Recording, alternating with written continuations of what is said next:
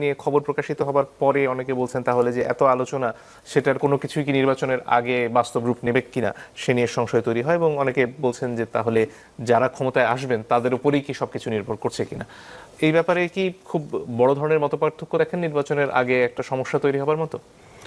Issue করা হবে, যেমন পিআরের কথা বললেন, এটা একটা ইস্যু।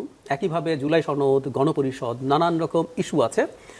এই ইস্যুগুলো তোলা হবে এবং এগুলোর মূল উদ্দেশ্য হচ্ছে, আমি যেটা মনে করি, একটা আলাপ আছে এরকম যে বিএনপি তো জাতীয় সরকারের কথা বলছে, তাই না? যারা ক্ষমতায় গেলে তারা বিভিন্ন দল থেকে মানুষজন নেবে। তাহলে ওই জাতীয় সরকারের ফর্মে আমরা এটাকে জাতীয় সংসদই বলি, কিন্তু জাতীয় সংসদ মানে এটা আরেকটা জাতীয়, যে সবাইকে নিয়ে এনে একটা সংসদ কেন হবে না? জামায়াত এনসিপি দুইটা দলেরই একটা কমন সমস্যা আছে, সেটা হলো দুটো দলই তার যে সাইজ, তার যে সম্ভাবনা, এটাকে ওভার এস্টিমেট করেছে। আমার হাইপোথেসিস হচ্ছে জামাত তাদের ফেসবুকে, ইউটিউবে তাদের প্রচুর সিন্ডিকেটেড মুভমেন্ট আছে, করতে করতে না, যেমন আমি আপনাকে বলি, আপনি আজকে একটা পোল করেন যে আগামী নির্বাচনে কে জিতবে, নাম্বার দেন দলগুলোর নাম, দুদিন সময় দেন, দেখবেন জামাত বিএনপি চাইতে দ্বিগুণ তিনগুণ ভোট পাচ্ছে। মানে ওদের ক্ষমতা যাওয়ার সম্ভাবনা, আপনার প্রচুর ফলোয়ার আছে, আপনার অনেকে ভোট দেবে। তো এখন হয় কি, আমি দেখেছি আমার আশপাশে পরিচিত মানুষজন, আমাদের তো ইকো চেম্বারে থাকি সোশ্যাল মিডিয়ায়, তারা মনে করেন যে আমার 70-80টা সিট পেয়ে যেতে পারে। আমি যে আমাদের লোকজনের সাথে কথা বলে দেখেছি, তারা কিন্তু একইভাবেই আমরা শো করি সেই প্রসঙ্গে।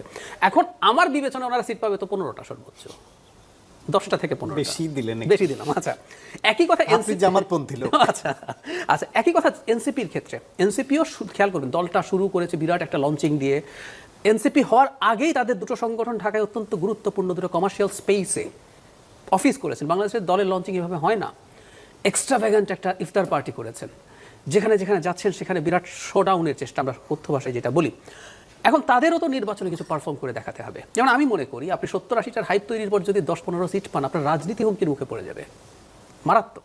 ফলে এই যাবতীয় চাপগুলো তৈরি হচ্ছে ওই কারণে। একইভাবে আমি ওই জুলাই সনদও কীভাবে করতে হবে, বাস্তবায়ন কীভাবে করতে হবে, শর্তগুলো আসছে আসলে মূলত এই। অথচ আপনি আইনের ছাত্র, আপনি খুবই প্রতিষ্ঠিত আইনজীবী, আপনি খুব ভালোভাবে জানেন সাংবিধানিক ইস্যু ছাড়া তো আরও অসংখ্য আইনি সংস্কারের কথা আছে, যেগুলো প্রত্যেকটা, যেগুলো একমত হয়েছে, প্রত্যেকটা সরকার অধ্যাদেশ জারি করে ফেলতে পারেন। এবং পরবর্তীতে কোনো সরকার যদি সেটাকে নেক্সট সংসদে আইনে পরিণত হয়, আমরা আছি। কারণ আপনি ধরুন, আমরা কাগজে কলমে ধরে নিলাম যে বিএনপি ক্ষমতা এসছে, আপনি তো অ্যাগ্রি করেছিলেন যে এটা করবেন, করছেন না কেন? আমরা করতেই পারবো। সো ওগুলো তো সব করে ফেলা সম্ভব। বাকি থাকবে কি কিছু সাংবিধানিক সংস্কার, তাই তো? সেটা নিয়ে কিছু ডিবেট আছে, সেগুলো পরে হবে না, এখন কিভাবে করবে নানান আলাপ আলোচনা আছে। সুতরাং এটা এত মেজর জটিলতার জায়গাও না। কিন্তু যে বলছি, জটিলতার মতো করে পোট্রে করা হচ্ছে আমাদের সামনে। আমি একটা কথা বলে খুব মানে খোলাখুলি বলি, এই চাপটা যদি কিছু রাজনৈতিক লেভারেজ পাওয়ার জন্য হয়, ওকে উইথ দ্যাট, এটা হয় রাজনীতিতে। যেহেতু বিএনপিকে এখন চাপ দিতে হবে এবং জাতীয় পার্টি নিষিদ্ধতার সাথে এটা একটা জরুরি কারণ। এখনও জাতীয় পার্টি থাকলে জামাত থার্ড হয়ে যেতে পারে।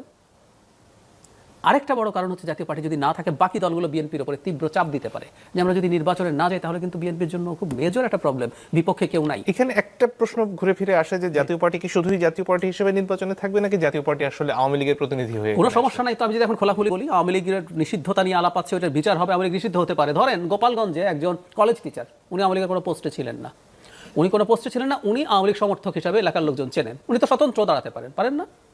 আপনি ওনাকে কিসের ভিত্তিতে ওনাকে বাতিল করবেন, না করবেন? দেখা গেছে যে কোনো একদিন আওয়ামী লীগের একটা সভায় উনি গেছেন, এই ভিত্তিতে তো আপনি পারেন না। আপনাকে আইন দিয়ে চলতে হবে, আপনার পছন্দ না হলে তো পারমিট করতে হবে। হ্যাঁ, তাদের লাঙ্গল নিয়ে দাঁড়িয়ে যাওয়ার সম্ভাবনা আছে, আপনি এটা প্রিভেন্ট কীভাবে করবেন, কেন করবেন?